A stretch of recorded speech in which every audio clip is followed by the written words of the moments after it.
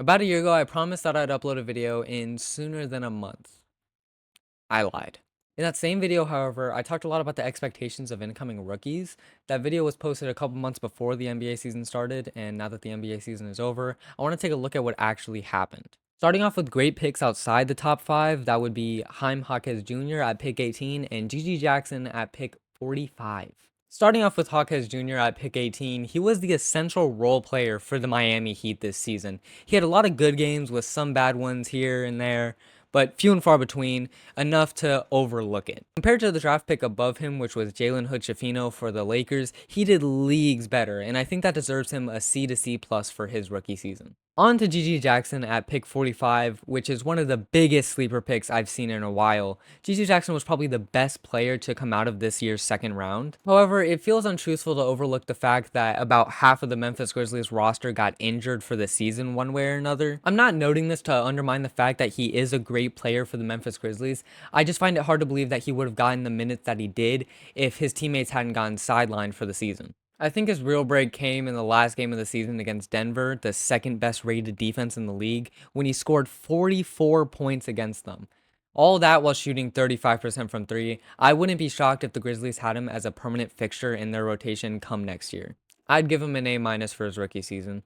Up next, picked 4 and 5, the Thompson Twins.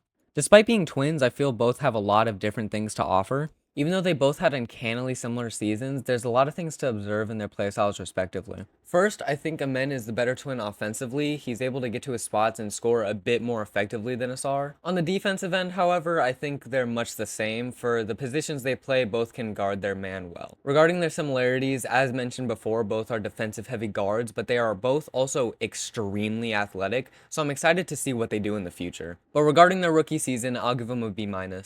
Alright, next, pick number 3, Scoot Henderson. I'm gonna be honest with y'all, this one broke my heart. On Twitter, I said that I thought Scoot Henderson was going to win the Rookie of the Year award over Wembanyama, who was the overwhelming favorite, and I saw my blunderous mistake in real time. In the first half of his rookie season, he shot the ball horribly, couldn't score, and was the worst type of basketball player, a score-first mentality. However, in the middle of the season, he got assigned to the G League, and even though he didn't play any games for the Rip City remix, this moment marked a turning point for his season. After the seemingly unnotable move, he came back to the NBA and went on to have a huge improvement in the second half of his rookie year.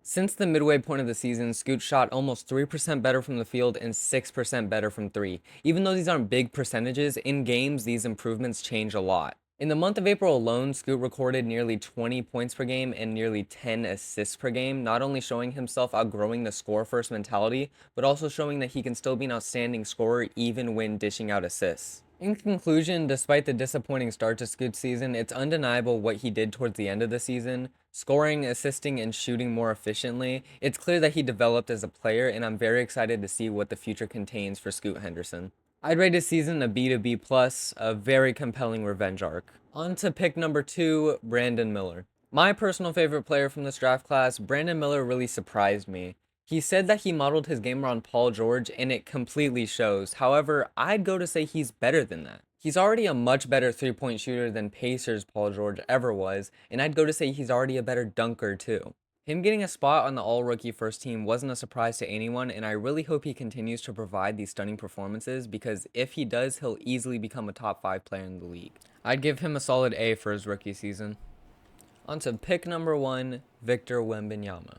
In my previous video, which was pretty much exclusively about Wembanyama, I said that I hope he puts his head down, ignores the negativity surrounding the league, and continues to work on his game. And I think that's exactly what he did. Anytime he had somewhat of a bad performance, he never let it sway his mentality or game like other players would. Coming into the league, Wembanyama was immediately given practically unreachable standards, and yet he managed to reach them. 21 points per game, 10 rebounds per game, 4 blocks per game, and he's an extremely reliable scorer. I'm obviously not the first person to say this, but Wembanyama is 100% a future MVP winner, and there's no doubt in my mind that he will eventually lead a team to a championship or multiple, and that makes me so excited for the future of this league. I'm going to give Wembanyama an A+ for his rookie season. So this is what the final ranking looks like for all the rookies I talked about in this video. If this video does good, I might do a part 2 where I look at other rookies like Bilal Coulibaly or Derek Lively. But for now, that's it. This video was a hassle to edit, but I'm very happy with how it turned out. It was very fun to record. I'm glad to be back to actually making videos.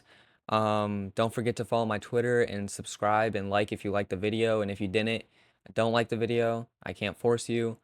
Um, and yeah, that's it. See ya.